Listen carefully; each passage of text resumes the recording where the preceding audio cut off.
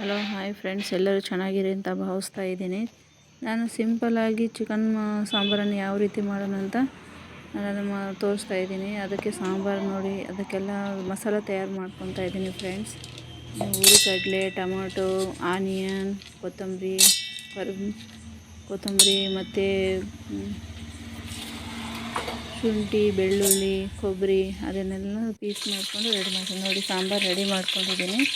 ಅದಕ್ಕೆ ಮಸಾಲ ರೆಡಿ ಮಾಡಿಕೊಂಡು ಒಂದು ಪಾತ್ರೆಗೆ ನಾಳೆ ಬರ್ಲಿಕ್ಕೆ ಹಾಕ್ತಾ ಇದ್ದೀನಿ ನೋಡಿ ಫ್ರೆಂಡ್ಸ್. ಪಾತ್ರೆ ಬಿಸಿ ಆಗಿದೆ, ಅದಕ್ಕೆ ಆಯಿಲ್ ಹಾಕ್ಕೊತಾ ಇದ್ದೀನಿ ನೋಡಿ. ಅದಕ್ಕೆ ಸ್ವಲ್ಪ ಗ್ರೀನ್ ಚಿಲ್ಲಿ ಮತ್ತು ಆನಿಯನ್ ಕಟ್ ಮಾಡ್ಕೊಂಡಿದ್ದೀನಿ. ಅದು ಸ್ವಲ್ಪ ಗೋಲ್ಡ್ ಕಲರ್ ಬರಬೇಕು, ಆಮೇಲೆ ಅದನ್ನು ಹಾಕಬೇಕು ಫ್ರೆಂಡ್ಸ್. ಚಿಕನ್ ಹಾಕ್ತಾಯಿದ್ದೀನಿ ನೋಡಿ. ಚಿಕನ್ 2 kg ತಗೊಂಡು ಬಂದಿದೆ. ಜಾಸ್ತಿ ಜನ ಇರೋದ್ರಿಂದ 2 kg ಅದನ್ನು ಸಾಂಬಾರೇ ಮಾಡ್ತಾಯಿದ್ದೀನಿ. ಚಿಕನ್ ಸಾಂಬಾರನ್ನೇ ನೋಡಿ, ಹಳ್ಳಿ ಸ್ಟೈಲಲ್ಲಿ ಮಾಡ್ತಾರೆ. ನಾನು ಗ್ರೇವಿನೂ ಮಾಡ್ತೀನಿ, ಆದರೂ ಸಾಂಬಾರು ಮಾಡ್ತಾಯಿದ್ದೀನಿ. ಅದು ಜಾಸ್ತಿ ನೋಡಿ, ನೀರು ಬಿಟ್ಕೊಂಡ್ಬಿಟ್ಟಿದೆ.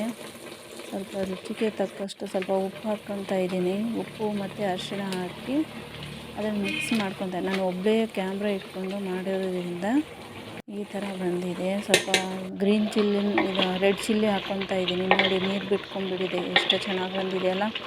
ಫಸ್ಟಿಗೆ ಸಾಂಬಾರು ಮಾಡ್ತಾರೆ ಈ ಟೈಪ್ ಮಾಡಿಕೊಡ್ರಿ, ಭಾಳ ಚೆನ್ನಾಗಿರುತ್ತೆ. ಮತ್ತು ಮಸಾಲ ರೆಡಿ ಮಾಡ್ಕೊಂಡಿರುವಂಥ ಮಸಾಲ ಹಾಕ್ಕೊತಾ ಇದ್ದೀನಿ ನೋಡಿ ಫ್ರೆಂಡ್ಸ್. ಬರೀ 15 ನಿಮಿಷದಲ್ಲಿ ಸಾಂಬಾರು ಮಾಡ್ಕೋಬೋದು ಫ್ರೆಂಡ್ಸ್. ನೋಡಿ ಎಲ್ಲ ಮಸಾಲನ ಹಾಕಿ ಕುದಿ ಬಂದಿದೆ ನೋಡಿ ಫ್ರೆಂಡ್ಸ್. ಭಾಳ ಚೆನ್ನಾಗಿ ಬಂದಿದೆ. ಮನೆಯಲ್ಲಿ ಟ್ರೈ ಮಾಡಿ. ಯಾರಾದರೂ ಚಿಕನ್ ಮಸಾಲ ಹಾಕ್ಕೊತಾ ಇದ್ದೀನಿ. ಅದಕ್ಕೆ ಆಚೆ ಚಿಕನ್ ಮಸಾಲ ಹಾಕಿದರೆ ಸೂಪರ್ ಟೇಸ್ಟಿಯಾಗಿ ಬರುತ್ತೆ.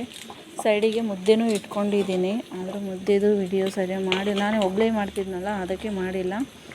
ನೋಡಿ ಎಷ್ಟು ಚೆನ್ನಾಗಿ ಬಂದಿದೆ ಚಿಕನ್ ಸಾಂಬಾರು. ವಾವ್, ಸೂಪರಾಗಿದೆ. ಒಮ್ಮೆ ಟ್ರೈ ಮಾಡಿರಿ ಮನೆಯಲ್ಲಿ.